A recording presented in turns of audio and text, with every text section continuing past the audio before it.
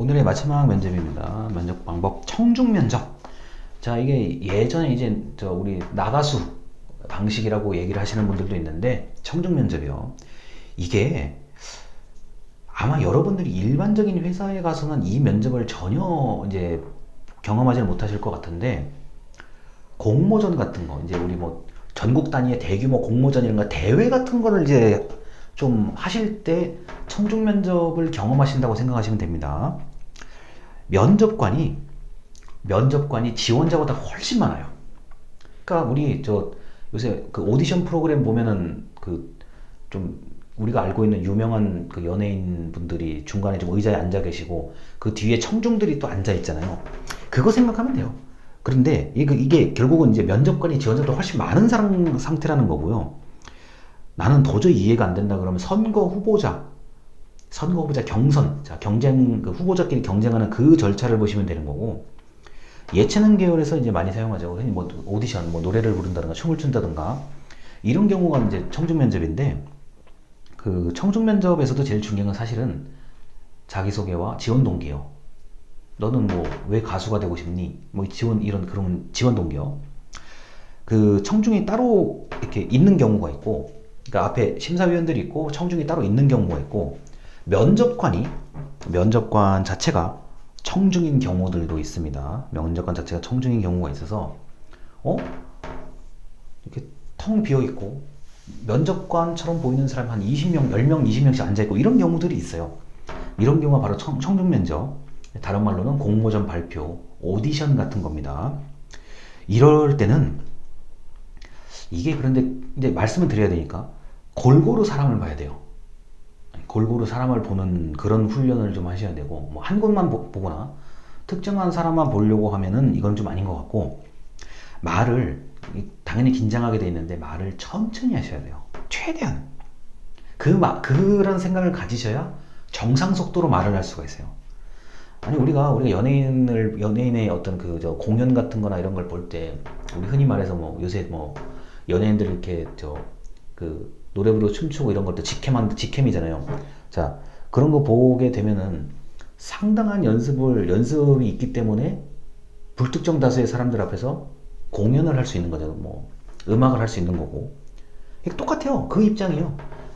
이런 청중 면접이라고 한다면 일단 여러분이 해야 될 것은 장소가 최대한 그 면접장과 같은 크기의 곳을 좀 찾아가셔가지고 말씀을 하셔야 돼요. 예를 들어서 대학교는 굉장히 좋잖아요. 그런 환경에서는요. 자, 대학교는 좀 큰 강의실 가셔서 연습하시는 거. 큰 강의실이요.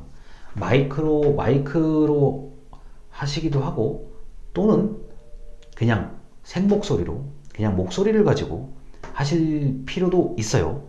우리가 요새 대학교 보면 이제 계단식 강의실이라고 있잖아요. 계단식 강의실 같은 것을 좀 보셔가지고 열어서, 지금은 그게 안 되지만 그런 기회가 생기게 되면 계단식 강의실에서 좀 한 번쯤 이런 거를 해보셔야 돼요. 골고루 사람을 보면서 말하고, 말을 천천히 한다는 생각을 가지고 말을 해야 정상 속도라는 점. 드문 면접 방법이에요. 이 청중 면접이 드물어요. 드문데 만약 해야 한다고 하면 이게 준비하기가 어려워요. 일단 뭐 예를 들어 내가 강당에서 뭐를 해야 된다 그러면 정말 강당 같은 곳에서 내가 시연을 해야 돼요. 연습을 하셔야 돼요. 우리가 이제 가끔 동아리 발표회 같은 거 하면, 지금 요번엔 코로나 때문에 축제를 못 하지만 동아리 발표회 같은 거 하다 보면은 준비 많이 하시잖아요.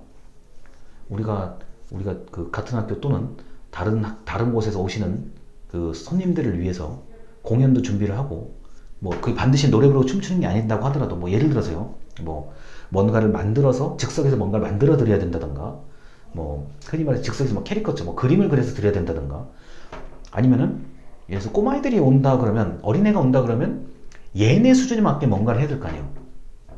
자, 이게 전부 다 청중 면접 개념이에요. 제가 보기에는요. 청중 면접 개념이고, 일단 면접관이 지원자도 훨씬 많다. 그리고 이 골고루 사람을 보면서 말한다는 건데, 이게 이제 좀 사람을 또 동원하기 쉽지가 않잖아요. 그래서 뭐 친구들이라고 뭐 한다 그러면 일부러 좀 이렇게 간격을 다 떨어뜨려 놓고, 한 번은 왼쪽을 보고, 한 번은 보고, 한 번은 이렇게 보는 이런 연습들을 해야 되는 거고요. 이제 뭐 지금 저는 이제 카메라를 보고 얘기하고 있지만, 카메라가 만약에 세 대다 그러면은 세 대를 동시에 볼 수 있도록, 자연스럽게 볼 수 있도록 연습을 해야 돼요. 그건 좀 어려워요. 그래서 그런 내용들이 있다는 것도 미리 말씀을 드립니다. 청중 면접은 당장 뭐 우리 일반적인 기업이라든가 공공기관에 들어갈 때 면접은 아닌데, 어떤 상황이 오게 되면 청중 면접을 할 때가 있을 거예요. 특히 여기서 이제 예체능을 하시거나 내가 뭐 정치에 꿈을 두고 있다든가 그러면은 좀 그런데 노력을 하셔야 되겠습니다. 자, 오늘 그래서 조별 토론 면접, 발표 면접, 그 다음에 자 청중 면접, 그 다음에 앞에 했던 게 캐묻는 면접, 이른바 송곳 면접, 합숙 면접까지 면접의 유형을 말씀드렸는데요. 아마 기말고사 전까지 아마 오늘 내용이 면접에서 가장 여러분들이 현실적으로 준비를 하셔야 되는 것들이고, 기본은 개인 면접이에요. 나 혼자 면접하는 거. 그게 웬만큼 돼야 이 나머지 것들이 웬만큼 적응이 돼요. 근데 개인 면접이 안 되면 나머지 게 저는 거의 안 된다고 봐요. 그래서 그 자기소개서 지금 제가 이제 첨삭을 준비하고 있는 상황인데, 여러분들이 자소서가 웬만큼 돼서 좀 그 내용이 머릿속에 좀 이게 외워야, 어느 정도는 숙지하고 있어야 혼자 면접이 되고, 혼자 면접이 돼야 다양한 유형의 면접에 자기가 적응을 할 수가 있습니다. 그래서 우리 기말고사 때까지 다음 주에 아마 제가 임원 면접 말씀드리면서 또 자잘한 이야기들을 좀 다 이제 해드려야 될 것 같은데, 어차피 우리가 이제 수업이 얼마 안 남았어요. 그 임원 면접하고 그 다음에 이제 일반 기업에 대한 정보를 드리면서 제가 창업 관련된 지식을 좀 말씀을 드릴 거예요.